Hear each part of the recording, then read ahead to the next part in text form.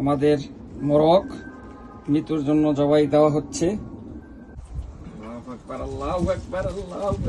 সাথে ইলিশ হবে।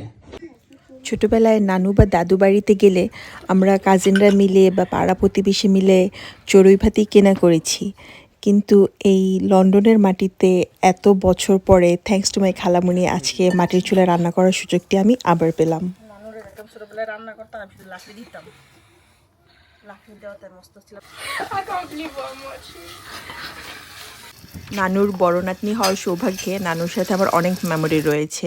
তো সেটাই আমার ছোট কাজিনদেরকে বলতেছিলাম যে আমি ছোটবেলায় নানু যখন রান্না করতো আমি শুধু নানুকে লাকড়ি ঠেলে ঠেলে হেল্প করতাম, কিন্তু আজকে যখন আমি নিজেই বড় হয়ে গেছি তখন আর কেউ লাকড়ি ঠেলা নেই, নিজেই লাকড়ি ঠেলছি আর নিজেই রান্না করতেছি। আর নানু যেমন ছোটোবেলায় মুরগি পালতো, আমার খালা এই লন্ডনে মুরগি পালে এবং সে একটা মুরগি আজকে জবাই দেওয়া হয়েছে আর সেই মুরগিটাই আমি রান্না করতেছি তার গার্ডেনে বসে।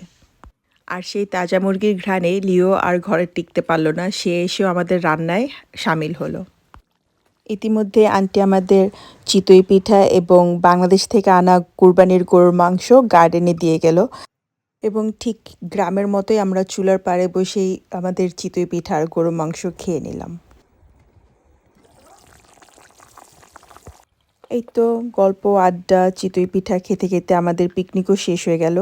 এবার মেইন ডিশ যে চিকেনটা রান্না করা হয়েছে সেটা খাবার পালা। এই ছিল আমাদের লাঞ্চের মেনু।